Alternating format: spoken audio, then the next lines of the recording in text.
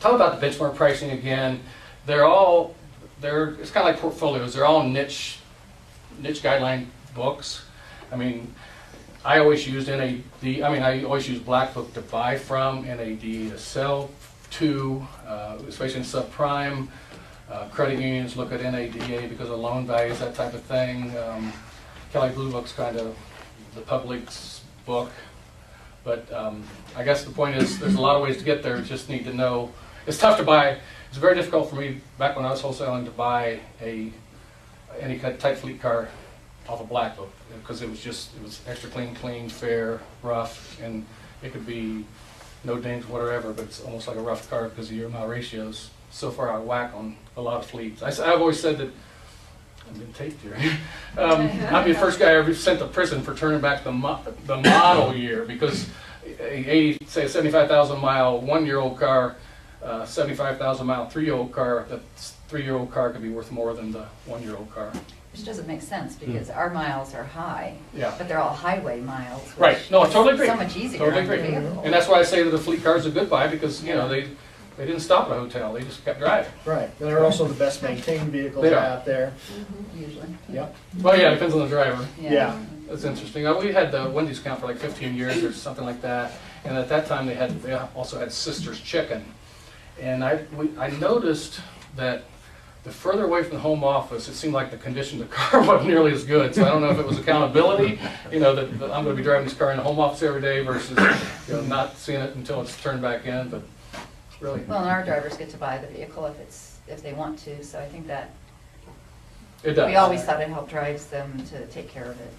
Yeah. Not too much Totally driver agree. use at all. Totally, as long as you don't, 2 months before it's turned in, you don't put new tires on and. We watch it. It's All small enough fleet that you watch it, yeah. A pretty smart driver. I saw you do it. I'm going to recon that thing, but I think I will take it. Yeah. Yeah. But one point that I'd like to point out to everybody, especially going back to the benchmarking when he said, Kelley Blue Book is kind of like, the consumers and what, some fleet managers also look at.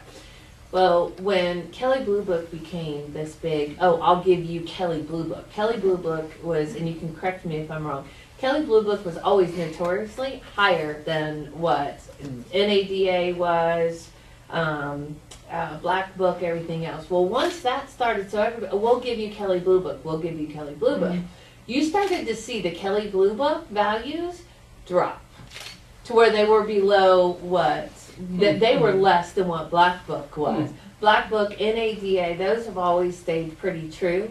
But yeah, be careful when you're looking at more consumer type products like that when you're benchmarking, because they will go with whatever the trend of the economy is at that point. I mean, it went from Kelley Blue Book or Carfax or let me try that one again. Kelley Blue Book was always so much higher than, and we always had to fight against. Okay, well, yeah, but that's not really the right price. Right. This is Black Book, this is NADA, this is market value.